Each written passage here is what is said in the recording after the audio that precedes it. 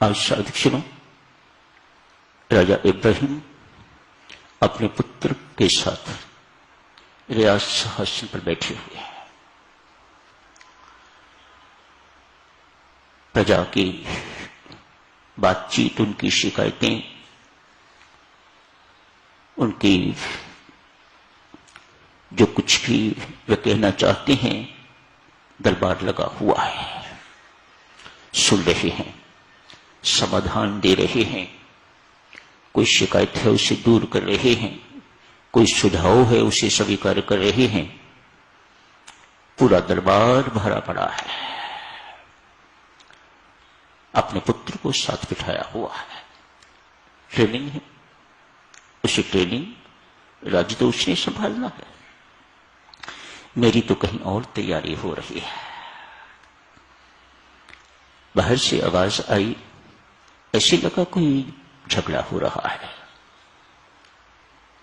पता नहीं कौन झगड़ा क्या है।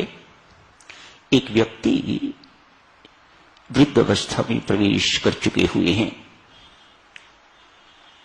महात्मा है, वृद्ध महात्मा द्वारपाल से कह रहे हैं, मुझे भीतर जाने दीजिएगा, ये सराय है, मुझे इसमें रहना है। इनकी आवाज में बहुत मिठास है, विनम्रता है, सौम्यता है। द्वारपाल की आवाज में नहीं, कर्कशता है, क्रोध है। मूर्ख, ये महल नहीं, महल है, सराय नहीं। सराय वो सामने, ये सीधी सड़क सराय को जाती है। अपना मुख बदल, दूसरी तरफ कर और उधर को जा, नहीं तो मैं धक्के देकर तुम्हें बाहर निकाल दूंगा। शांत भाव से महात्मा कहते हैं, मत रोक भाई मुझे, मैं तुम्हें ठीक कहता हूं, ये सराय है और मुझे यहां रहना है, मुझे अंदर जाने थे। द्वारपाल ने उसकी बात न सुन के जैसे ही उसे पकड़ा धक्का देने के लिए, राजा साहब अंदर बैठे हुए इस झगड़े की आवाज सुन रहे हैं। दो तीन आवाजें सुनी, मन में हुआ, कौन व्यक्ति है ऐसा जो इस महल को संसार जानता है।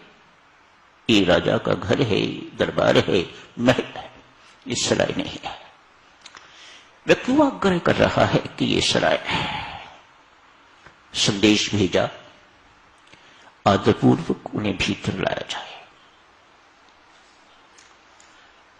लाके देखा, यकदम देखते ही राजा साहब का सिर झुक गया,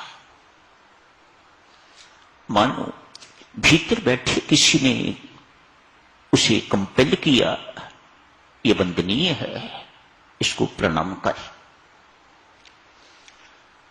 संत महात्मा के चेहरे पर बड़ा तेज है, बड़ी शांति है, बहुत अजीब सा, अद्भुत सा गहरा नूर है, बहुत शीतल दिखाई दे रहा है।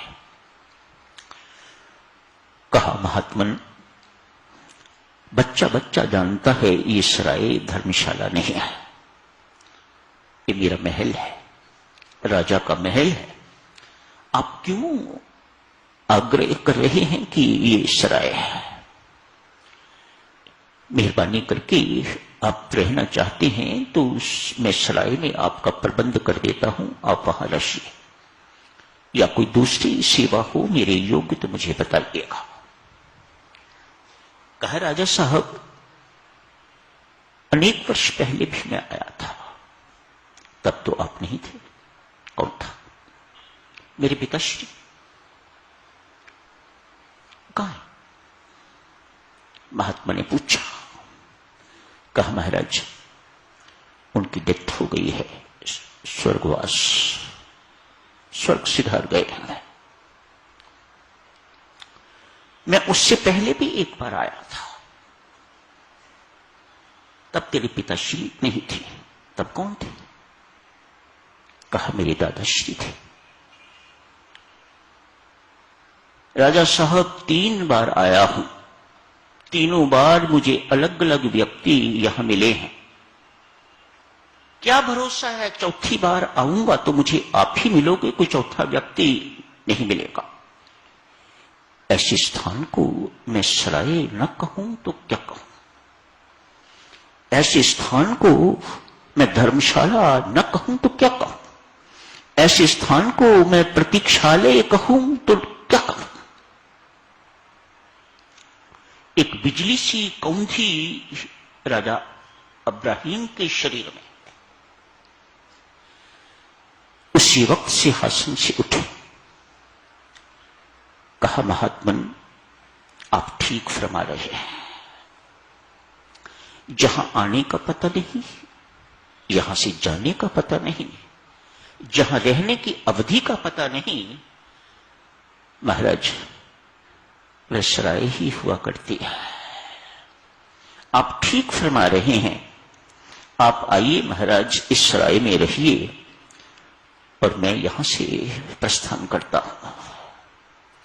राजा उसी वक्त सिंहासन से नीचे उतरे हैं। साधक जनों फिर कभी जिंदगी में वापस अपने राज्य में नहीं आए। आगे की चर्चा कल करेंगे साधक जनों। एक जिज्ञासु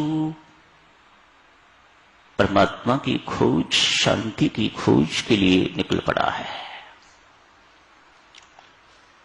पहले किसी परमात्मा के प्यारे की खोज में जो मुझे रास्ता दिखा सके।